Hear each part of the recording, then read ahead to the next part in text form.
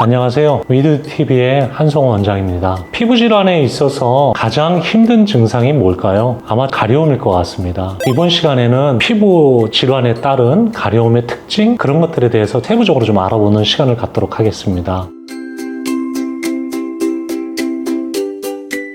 아토피 피부염이나 두드러기를 경험해 보신 분들은 아실 겁니다. 그 가려움이 얼마나 심한지. 이처럼 가려움이 심하다 보니까 무의식적으로 피부를 긁게 되는데요. 정신이 또렷한 상태에서 자기 피부를 피를 낼 정도로 긁는다라는 거는 그 가려움의 정도가 정말 어마어마하다는 얘기거든요. 이렇게 상처가 난 피부에 세균이 감염이 되고 진균이 감염이 되고 여러 가지 바이러스가 감염이 됐을 때는 그 가려움이 엄청 더 심해지기 때문에 가려움을 컨트롤 해줄 수 있다는 게 치료에 있어서 굉장히 중요합니다. 이 가려움에는 몇 가지 이제 특징적인 면이 있습니다. 첫 번째는 주로 저녁에 더 많이 가렵다는 거죠. 낮에는 가려움이 심하지 않거나 가려움이 없기도 한데 대부분의 분들이 퇴근하고 집에 와서 자려고 누웠을 때, 심지어는 자는 중에 가려움으로 깨기도 하시는데요. 주로 야간에 체온이 좀 오르는 경향이 있다 보니까 면역 체계와 관련된 아토피나 두드러기나 알레르기성 피부 질환, 이러한 것들은 야간에 더 심해지는 경향이 있죠. 그리고 피부가 건조해지게 되면 가려움이 더 심해질 것입니다. 그렇기 때문에 아토피나 이런 알레르기, 두드러기로 인한 가려움의 경우에는 보습이 중요합니다.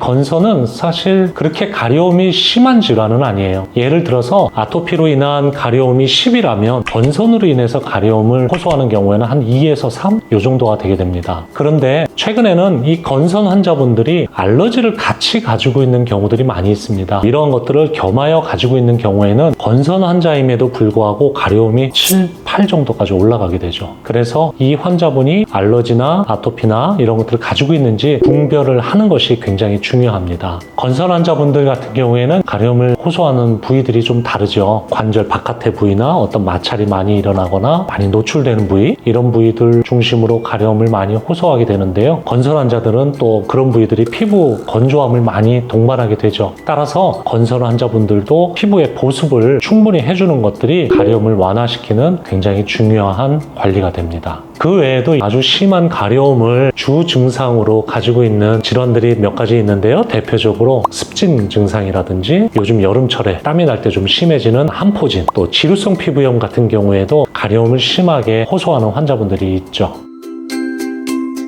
첫 번째는 피부를 깨끗하게 씻는 겁니다. 아무래도 피부에 유분들이 있게 되고 또 요즘같이 더운 때는 피부에 땀이 끈적끈적하게 있는데 그걸 씻지 않고 잔다라는 거는 굉장히 가려움을 유발할 수 있는 이유가 되겠죠. 또 환절기 때 미세먼지나 황사나 이러한 것들이 공기 중에 그렇게 많이 날리는데 꼼꼼하게 씻지 않는다라는 거는 굉장히 잘못된 관리 방법입니다. 단 전제 조건이 있겠죠. 너무 깨끗하게 닦기 위해서 너무 강한 세정제를 쓴다라든지 때를 민다든지 뜨거운 물로 샤워를 한다든지 이러한 것들은 하면 할수록 피부가 나빠지겠죠. 그렇기 때문에 부드러운 세정제를 사용하고요. 가볍게 미지근한 물이나 약간은 선선한 물로 샤워를 해주는 것은 굉장히 중요합니다. 샤워를 할 때 물의 온도가 상당히 좀 중요하거든요. 너무 가려울 때는요. 굉장히 뜨거운 물로 샤워를 하시는 분들이 계세요. 그 순간적으로 뜨거운 느낌 때문에 가려움을 덜 느끼기 때문에 그런데 이게 굉장히 위험한 방법입니다. 반대로 너무 차가운 물로 하게 될 때는 우리는 보습들을 자주 하는 사람들이잖아요. 보습 성분들이 깨끗하게 닦여지지 않거나 피부에 말라붙은 땀들, 이런 것들이 깨끗하게 씻겨지지 않는 경우들이 있습니다. 그렇기 때문에 샤워를 할 때 처음에는 미온수 아니면 약간은 선선한 물 정도, 그런 물로 닦아주고요. 마지막에 시원한 물로 마무리를 해주는 것이 굉장히 좋습니다. 여기에 덧붙인다라면